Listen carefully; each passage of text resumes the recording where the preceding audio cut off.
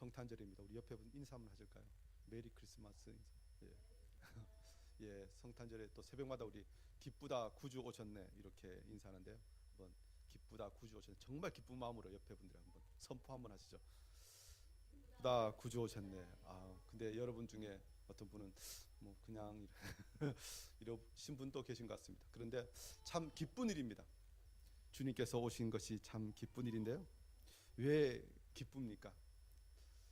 주님이 오시면 이전과 다른 일이 벌어지기 때문에 그렇습니다. 사실 요즘 시대가 많이 변했죠. 얼마 전에 보도에 의하면 중국에는 지금 크리스마스를 그야말로 잘 지키지 못하도록 지금 정부에서 조치를 취하고 있다고 합니다. 어제 우리 기구하신 형제님 정말 그런가요? 예, 분위기가 옛날 같지 않대요. 뭐 뉴스에 보도에 보면 이 성탄절을 위하여 이 쇼핑몰 앞에 큰 트리를 세워놨는데 시위대들이 가서 그 트리를 이렇게 넘어뜨리고요. 그리고 이 백화점 같은 데서 성탄절 세일을 하면 이 세일을 왜 하냐고 시위대가 막 시위를 하고 있다는 것입니다. 근데 사실 중국 같은 나라에서 시위를 한다는 것은 그 정부에서 어떤 부분에서는 그걸 암묵적으로 지지하고 후원해주지 않으면 불가능한 일이죠. 심지어 소학교에서는 이 성탄절, 크리스마스는 외세 서양 문화니까 우리 중국에서는 이걸 지키면 안 된다고 아이들에게 교육하고 있다는 것입니다. 사실 이것이 단순히 성탄절만의 이 금지와 또 그 문화를 없애려는 것이 아니라 사실 몇 년 전부터 중국의 많은 그 선교사들이 보고하기를 지금 중국에서는 끊임없이 지금 기독교밖에 종교박해를 하고 있다는 것입니다. 심지어 많은 교회들이 지금 폐쇄되고 있고 또 많은 그리스도인들이 잡혀가고 있다는 소식을 듣습니다. 사실 뭐 이 중국 같은 나라는 종교의 자유가 보장되어 있지만 보장되어 있지 않은 사실 그런 나라죠. 뭐 이런 외신들이 계속 전하니까 중국 정부 당국에서 우리는 절대로 그렇게 하지 않는다 뭐 이렇게 이야기를 했다는데요. 사실 겉과 속이 다르겠죠. 근데 이 중국보다 사실 더 전 세계적으로 종교를 박해하는 나라가 있습니다. 사실 북한이 그런 곳이죠. 아예 예수의 나심 성탄절에 대해서 전혀 말할 수 없는 그런 곳이 이 북한 땅입니다. 사실 그런 곳이 가장 주님의 나심과 주님의 그 은혜를 듣고 선포해야 할 곳인데 점점 더 예수님의 나심을 듣지 못하게 하는 시대가 되어가고 있습니다. 뭐 중국과 북한뿐만 아니라 우리나라도 지금 어떻습니까?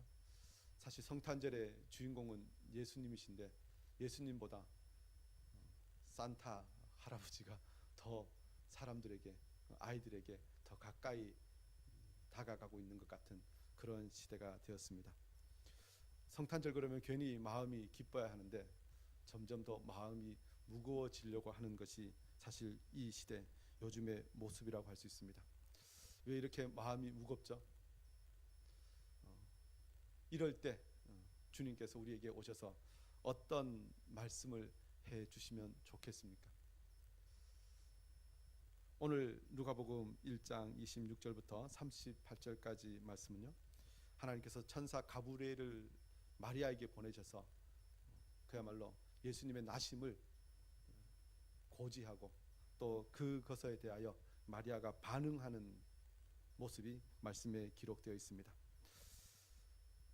천사가 와서 마리아에게 하나님의 말씀을 전하자 마리아가 38절 말씀 보면 주의 여종이오니 말씀대로 내게 이루어지이다 하며 천사가 떠나가니라 라고 말씀하고요.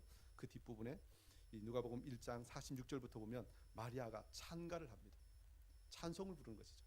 도대체 어떤 일이 있었기에 마리아는 찬양하고 또 하나님의 그 은혜를 누리고 있습니까?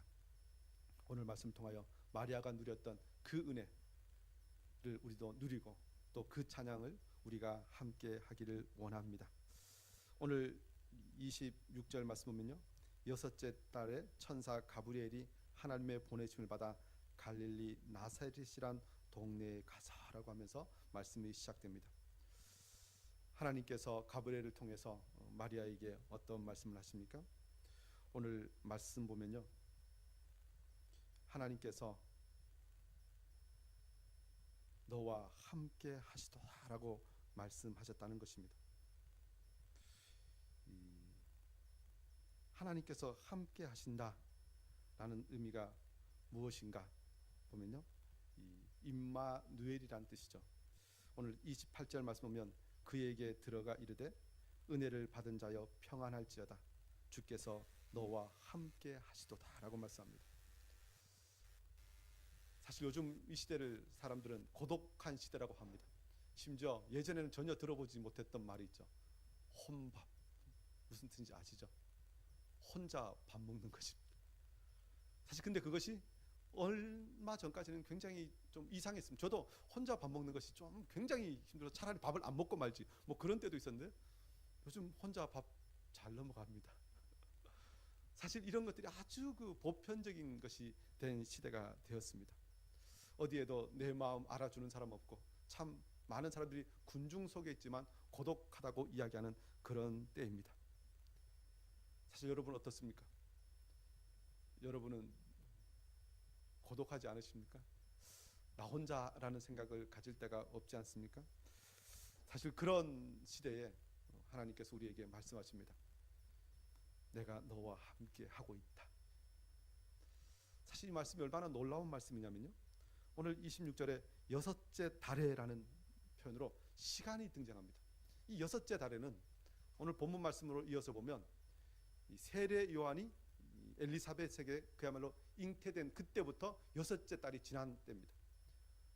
그러니까 예수님과 이 세례 요한이 태어난 그 기간이 차이가 6달입니다. 하나님께서 이 광야에 외치는 소리로 예수님보다 먼저 세례 요한을 보내시고 그 길을 예비하게 하셨는데 그 세례 요한을 이 땅에 보내시고 그 다음 예수님을 정확한 시간에 보내셨다는 것입니다. 근데 이 여섯째 달이라는 이 표현 앞에서는요,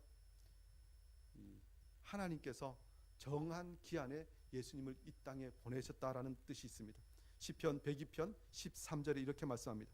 주께서 일어나사 시온을 긍휼히 여기시리니 지금은 그에게 은혜를 베푸실 때라 정한 기한이 다가옴이니이다.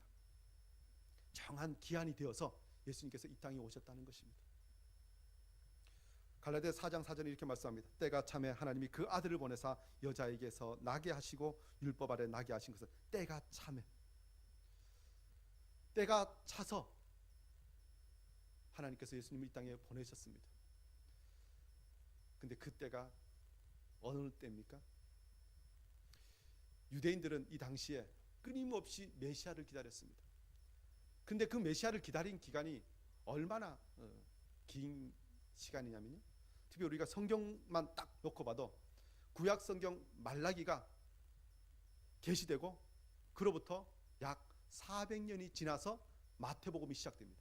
그래서 우리가 신구약 중간 정도를 한 400년이라 보는데요, 이 시기를 어떤 성경학자는 신구약 중간 암흑기라는 표현을 씁니다. 하나님께서 메시아를 보내시겠다라고 말씀하셨는데 400년 동안이나 아무런 계시가 없었다는 것입니다. 400년 동안 메시아가 오시지 않았다는 것입니다. 400년 동안 아무런 변화가 없었다는 것입니다. 약속은 하셨는데요, 아무런 변화가 없습니다. 근데 그 변화가 없는 것이 어떤 시간입니까? 그야말로 절망과 고통의 시간입니다. 이스라엘 백성들은요, 그때 언제입니까? 바벨론을 포로로 잡혀갔다가 좀 돌아와 좀 살만하니까 조금 있다가 다시 헬라 제국이 와서 그들을 짓밟습니다. 조금 더 살만하니까 조금 있다가 다시 로마 제국이 와서 그들을 식민지 삼습니다. 끊임없이 세상의 왕국이 하나님의 백성들을 짓밟던 그때, 아무런 소망이 없다고 하던 바로 그때, 이젠 끝났다고 생각하던 바로 그때, 그런데 그때가 하나님의 정한 기한이고 하나님의 때가 찬 때라는 것입니다. 우리 각자에게도 개인적으로 참 오랫동안 하나님의 앞에 드린 기도가 응답되지 않은 시기가 있었을지도 모르겠습니다. 지금까지 힘들고 어려운 시기가 계속 있는데 언제 끝날지 모르겠다. 이게 끝인가? 이제는 이제 아무것도 되지 않는가 하는 생각이 들지도 모르겠습니다. 그런데 그때 하나님께서는 일하시기 시작한다는 것입니다. 우리는 그때를 정확하게 알지 못하지만 하나님의 때, 하나님께서는 하나님의 일을 하심을 저와 여러분이 다시 한번 기억하기를 원합니다. 주님께서 처음 이 땅에 오실 때 우리에게 이런 모습으로 오셨다는 것입니다. 또 하나는요, 이 가브리엘이 하나님의 보내심을 받아 갈릴리 나사렛이란 동네에 가서 하나님께서는 나사렛이란 동네에 사는 마리아에게 천사를 보내셨습니다. 근데 이 마리아가 또 누굽니까? 다윗의 자손 요셉이라 하는 사람과 약혼한 처녀에 기르니 그 처녀의 이름은 마리아라. 나사렛.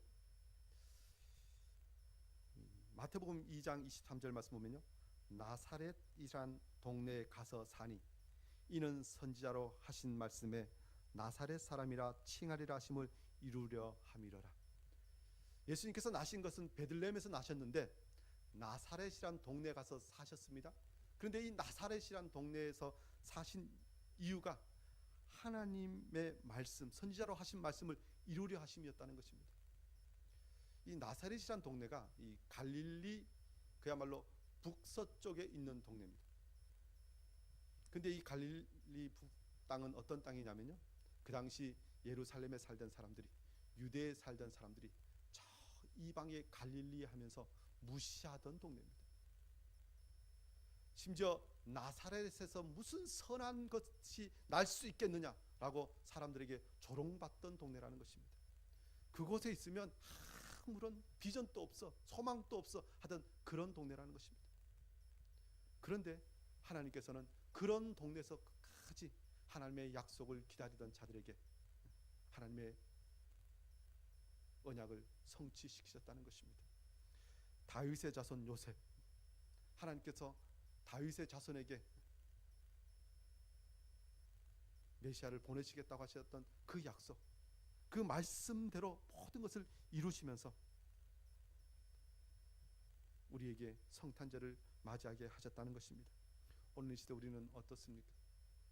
우리가 살고 있는 독립, 내가 있는 자리, 내가 지금 하고 있는 일, 내가 지금 겪고 있는 이 모든 상황들, 사실 세상 사람들이 보기에는 무시할 만한 그런 일이 있을 수도 있습니다. 아니 뭐 그것까지 갈 것 없이 정말 내가 이 자리에서 정말 끝까지 있으면 이게 옳은 일인가? 내지는 아무런 변화도 없는데, 비전도 없는데 내가 이 자리에 있는 것이 맞는가 하는 생각이 들 정도로 우리의 자리가 나사렛이란 동네일 수 있다는 것입니다. 그런데 하나님께서 보내신 곳이면, 하나님께서 약속하신 것이면, 하나님께서 뜻하신 것이고 우리가 하나님의 약속의 말씀을 붙들고 그 자리에 있다면 하나님께서는 우리와 함께 그 모든 역사를 이루어 가실 것을 저와 여러분이 믿고 오늘 성탄절을 보내면 좋겠습니다. 오늘 특별히 말씀 보면요, 이 28절에 그에게 들어가 이르되 은혜를 받은 자여 평안할지어다 주께서 너와 함께 하시도다. 주께서 너와 함께 하신다.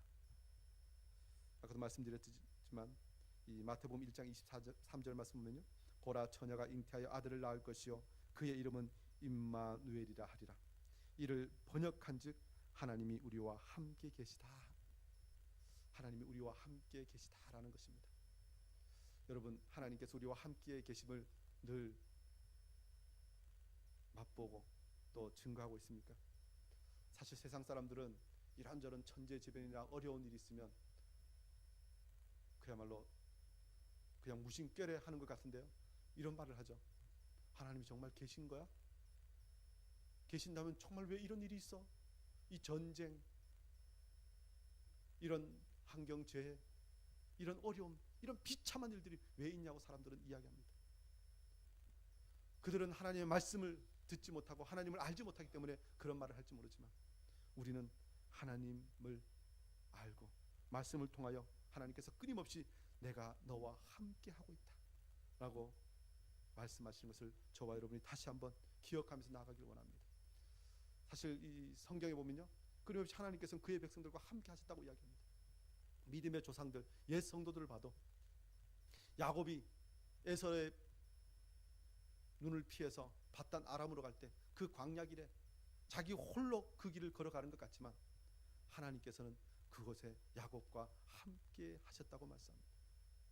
요셉이 형들에게 팔려서 애굽에 사로잡혀 갔지만 자기가 그 수많은 사람들 중에 홀로 외로이 있는 것 같지만 하나님께서는 그곳에 요셉과 함께 하셨다고 말씀합니다. 이 땅에 저와 여러분이 홀로 있는 것 같지만 아무도 나를 알아주지 않는 것 같고 심지어 하나님께서 나와 함께 하시지 않는 것 같은 그런 모습이 혹시 순간순간 마음에 들지라도 우리가 하나님의 말씀을 붙들고 나가길 원합니다. 임마누엘의 하나님이 정한 때에 하나님이 약속하신 그곳에 오셔서 나에게 큰 구원의 역사를 이루실 것을 믿고 나가는 저와 여러분 되기를 원합니다. 더 나아가서 오늘 하나님께서 우리에게 찾아주신 무슨 말씀을 하시길 원합니까? 천사를 통해서 두 번째 주신 말씀이 있습니다. 오늘 30절 말씀 보면요, 29절 말씀부터 한번 보기를 원합니다. 천사가 그 말을 듣고 놀라 이런 인사가 어찌민가 생각하며 천사가 이르되 마리아여 무서워하지 말라. 내가 하나님께 은혜를 입었느니라. 내가 하나님께 은혜를 입었다. 은혜. 저와 여러분에게 하나님께서는 너는 은혜의 사람이다 라고 말씀하신다는 것입니다. 여러분 어떻게 은혜를 입고 사십니까? 은혜를 입은 사람과 은혜를 입지 않은 사람들의 특징이 많이 있지만 오늘 본문 말씀을 통해서 굳이 구별한다면 오늘 30절 말씀 보면 천사가 이르되 마리아여 무서워하지 말라. 내가 하나님께 은혜를 입었느니라 라고 말씀합니다. 은혜가 없는 사람은 그야말로 두려움, 무서움으로 그 삶을 살아갑니다. 그러나 하나님의 은혜가 임한 사람은 두려움을 물리친다는 것입니다.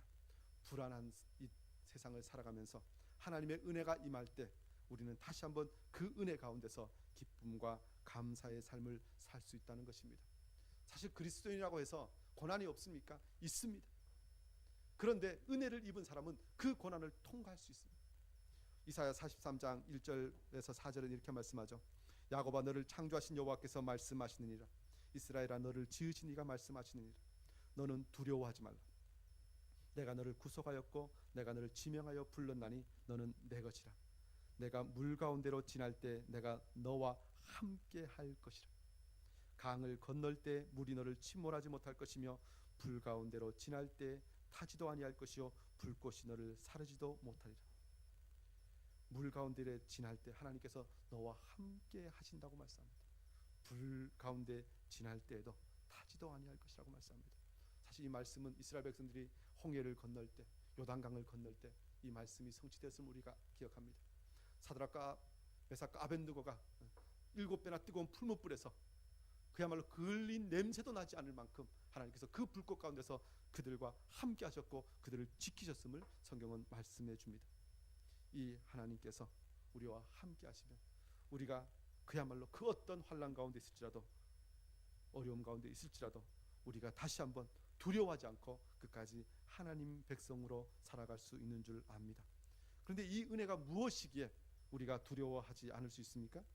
이 은혜는 오늘 31절 말씀 보면 보라 내가 잉태하여 아들을 낳으리니 그 이름을 예수라 하라. 하나님의 은혜는 예수님을 통하여 우리를 구원하신 은혜라는 것입니다. 마태복음 1장 21절도 이렇게 말씀합니다. 아들을 낳으리니 이름을 예수라 하라. 이는 그가 자기 백성을 그들의 죄에서 구원할 자이심이라. 아들을 낳는데 그 이름이 예수라는 것입니다. 예수라는 이름 자체가 구원자라는 뜻입니다. 우리를 구원하여 주십니다.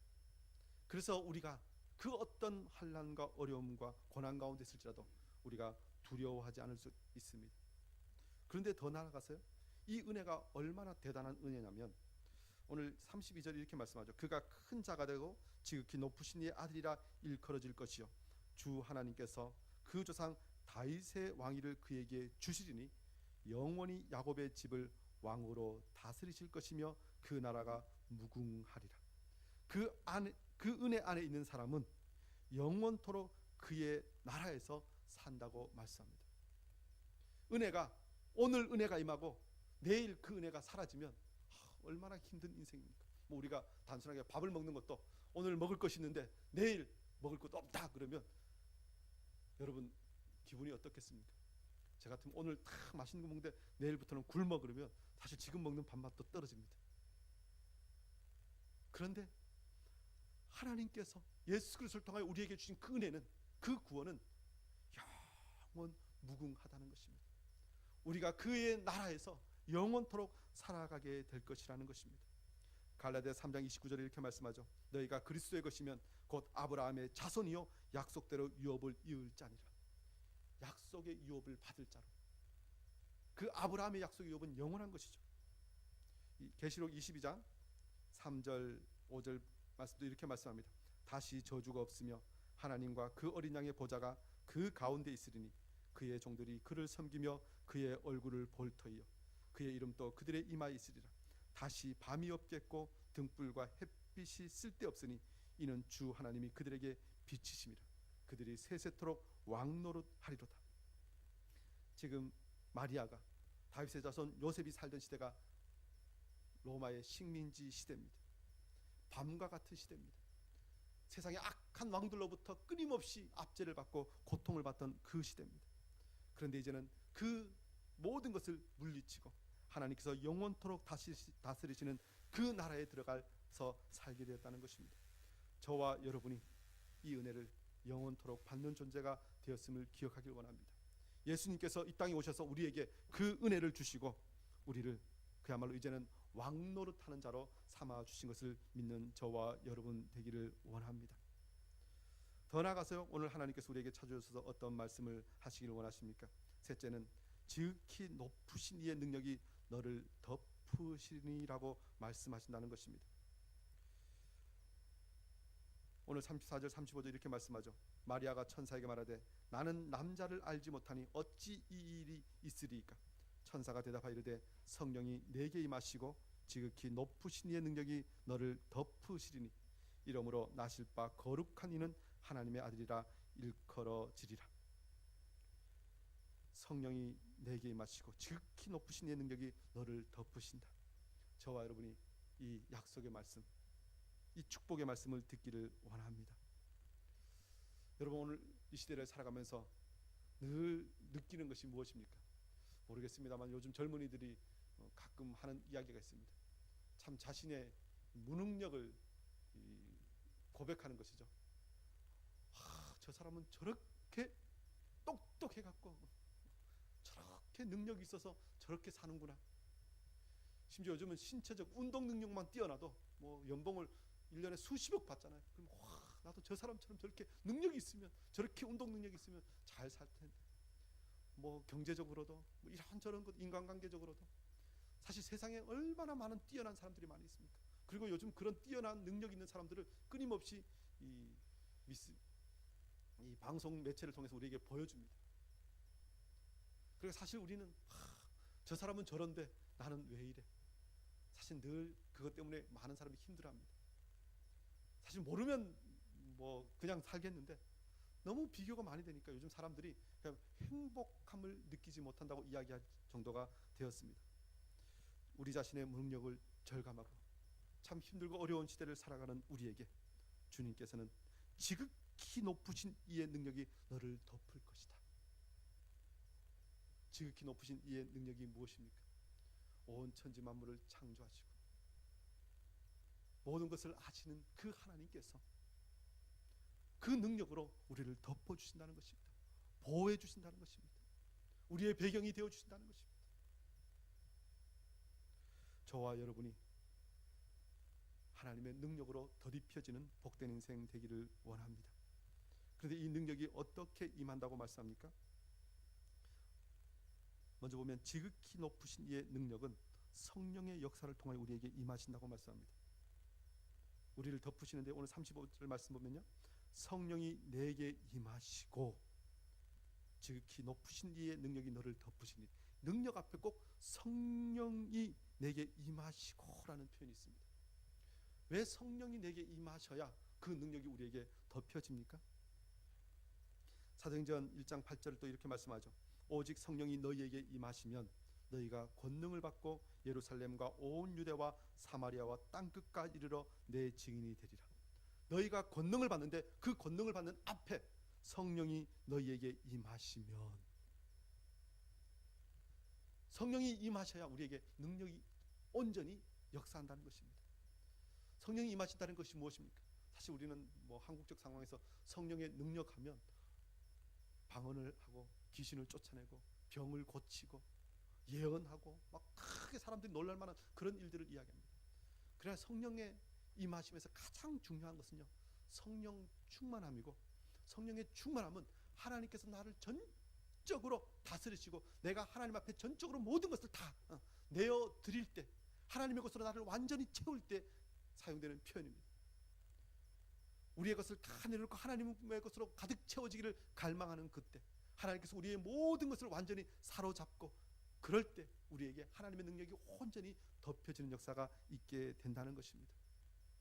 그런 의미에서 마리아는 뒤에 표현 또 보면요, 사실 처녀가 잉태하였다라는 것 자체가 어떤 일입니까? 이 당시를 보면요, 요셉이 그를 덮고자 하여, 이런 표현을 보면 만약에 그렇게 하지 않았다면 마리아는 그 당시에 돌에 맞아서 죽어도 할 말이 없는 그런 상황입니다. 자신의 생명을 내어놓고 하나님께서 나의 모든 것을 다 덮어주시도록, 나의 모든 것을 다 드려서 주님께서 사용하시도록 내어놓았다는 것입니다. 그럴 때 성령의 임하심과 함께 마리아에게 지극히 높으신 이의 능력이 임하였다는 것입니다. 저와 여러분이 하나님의 능력을 덧입기를 원하십니까? 그럼 우리가 하나님께 우리 자신을 내어드려야 합니다. 성령의 충만함을 갈망하고 날마다 말씀 앞에서 우리의 모든 것들을 점검하고 하나님의 것으로 바꾸어갈 때 하나님의 능력이 저와 여러분에게 임하실 줄 믿습니다. 그런데 이 능력이 어떤 능력입니까? 오늘 36절 37절 말씀 보면요, 보라 내 친족 엘리사벳도 늙어서 아들을 배었느니라. 본래 임신하지 못한다고 알려진 이가 이미 6달이 되었나니 대저 하나님의 모든 말씀은 능하지 못하심이 없느니라. 지금 처녀가 잉태하여 아들을 낳는 것, 그것 정도는 아니지만 엘리사벳은 어떤 일이 있었다고 이야기합니까? 늙어서 아이를 낳지 못하는데 그가 아이를 낳게 되었다는 것입니다.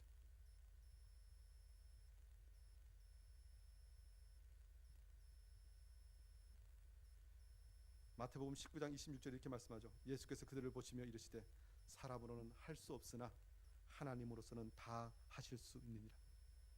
사람들은 포기합니다. 아, 이건 안 돼. 설마? 아이고 이제 끝났어. 안 될 거야. 그렇게 이야기할지 모르지만 사람은 할 수 없지만 하나님은 하신다는 것입니다. 하나님의 말씀은 능하지 못하심이 없느니라. 성경에 수많은 기적들이 기록되어 있죠. 하나님께서 역사하신 것들이 기록되어 있습니다. 근데 하나님께서 그 모든 것들을 단순히 그때 그런 일이 있었어 끝 이렇게 하시기 위해서 우리에게 그 말씀을 주셨습니까? 아닙니다. 그 말씀은 오늘 이 시대도 우리가 하나님을 믿고 그 말씀에 순종하고 나아가기만 하면 그러한 일들이 오늘 이 시대 우리에게도 그대로 이루어질 것을 미리 약속하신 것이라는 것입니다.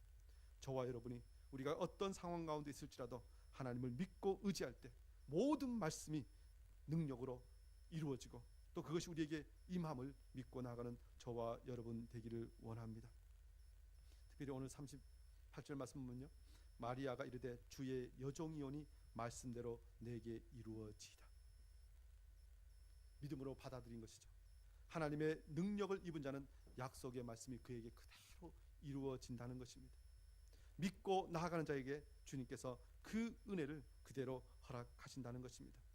사실 이 말씀은요, 우리가 오늘 마리아가 받았던 이 약속, 마리아가 받았던 그 하나님의 놀라우신 은혜, 그리고 그 역사를 오늘 이 시대 우리가 다시 한번 경험하고 또 그것을 증거하기 위해서는 주의 말씀 앞에 우리가 더 깊이 나아가야 함에 대해서 말씀합니다. 말씀대로 내게 이루어지이다. 사실 우리가 오늘 말씀 보면 이게 참 두려운 말씀입니다. 하나님의 말씀이 이렇게 있는데요, 어떤 부분은 참, 어떤 부분은 우리가 받아들여도 너무 좋아 라는 것들도 있지만 사실 어떤 부분의 말씀은 나에게 없었으면 좋겠어라는 말씀도 사실 있습니다. 우리 한국 사람들이 제일 좋아하는 성경의 인물 그러면요, 첫 번째 요셉, 두 번째 다니엘. 왜 그러냐 물어봤더니만 성공했잖아요. 국무총리가 되었잖아요. 사실 이런 것처럼 사실 성경에 등장하는 많은 성경 인물 중에 그야말로 남들이 봐도 부러워할 만한 그런 상황이 있으면 하나님 내게 그 말씀이 이루어졌으면 좋겠습니다 라고 이야기하지만 사실 그들이 당했던 고난들, 정말 주의 말씀 앞에 몸부림치면서 순종하면서 나아갔던 그 모든 수많은 어려운 시간들은 하나님 그건 건너뛰고요, 사실 이렇게 이야기할 때가 사실 많이 있습니다. 그런데요, 하나님의 역사가 이루어지기 위해서는, 이 땅을 구원하신 예수 그리스도가 우리에게 이루신 그 모든 구원의 놀라운 역사가 우리에게 성취되기 위해서는 하나님의 모든 말씀이 우리에게 그대로 이루어지기를 소망하고 기도하고 그대로 살아야 한다는 것입니다. 시편 119편 38절 이렇게 말씀하죠. 주를 경외하게 하는 주의 말씀을 주의 종에게 세우소서. 하나님의 말씀이 내 안에 세워지기를 소망한다는 것입니다. 사실 우리 몸을 성령이 거하시는 거룩한 성전으로 세우셨는데, 그래서 우리의 몸을 늘 정말 모든 것을 하나님의 말씀으로 가득 채워야 합니다. 특별히 말씀이 우리의 삶 가운데 성취되는 것에 대해서 로마서 4장 18절부터 이 아브라함에 대해서 이렇게 말씀합니다. 아브라함이 바랄 수 없는 중에 바라고 믿었으니 이는 내 후손이 이 같으리라 하신 말씀대로 많은 민족의 조상이 되려 하심이라. 그가 100세나 되어 자기 몸이 죽은 것 같고 사라의 태가 죽은 것 같음을 알고도 믿음이 약하여지지 아니하고 믿음이 없어 하나님의 약속을 의심하지 않고 믿음으로 견고하여져서 하나님께 영광을 돌리며 그 약속하신 그것을 또한 능히 이루실 줄을 확신하였으니. 상황은 자신뿐만 아니라 그 아내의 태가 죽은 것 같은 그런 상황이라는 것입니다. 그런데 믿음이 약하여지지 않았다는 것입니다. 하나님의 약속을 의심하지 않았다는 것입니다. 도리어 견고하여져서라는 표현을 씁니다. 사실 견고하였다는 증거가 무엇입니까? 아브라함이 그 나이 들어서 얻은 이삭을 모리아산에서 하나님께 다시 바칩니다. 성경 말씀은 그가 하나님께서 다시 살려주실 것을 믿고 바쳤다는 것입니다. 이전보다 더 큰 믿음으로 하나님께 나아간 것이죠. 그리고 그 모든 것을 통하여 하나님께 영광을 돌렸습니다. 오늘 성탄절을 맞이하면서 우리가 살고 있는 이 시대, 우리가 살고 있는 이 상황들, 사실 마리아가 살고 있던 시대나 요셉이 살고 있던 시대처럼 참 어둠의 시대일 수 있고 우리의 모든 살 소망이 다 끊어지고 정말 힘들고 어려운 시대를 살아갈 수 있습니다. 살아가고 있는지도 모르겠습니다. 그런데 그런 우리를 위하여 예수 그리스도를 이 땅에 보내셨다는 것입니다. 저와 여러분이 이 땅에 오신 예수님께서 우리의 참 구원자 되시고 또 우리뿐만 아니라 이 모든 세상의 사람들을 구원하시기 위하여 오셨음을 믿고 오늘 마리아처럼 주님 앞에 반응하며 나아가기를 원합니다. 하나님께서 우리와 함께 하심을, 하나님께서 우리에게 그 모든 능력을 더하여 주심을, 하나님께서 우리를 통하여 그 말씀을 성취하심을 믿고 말씀에 순종하고 말씀을 증거하고 말씀대로 살아감으로 참 성탄의 기쁨을 누리고 또 성탄의 의미를 새길 뿐만 아니라 참 구원에 이르는 저와 여러분 되시기를 주 이름으로 축원합니다. 기도하겠습니다.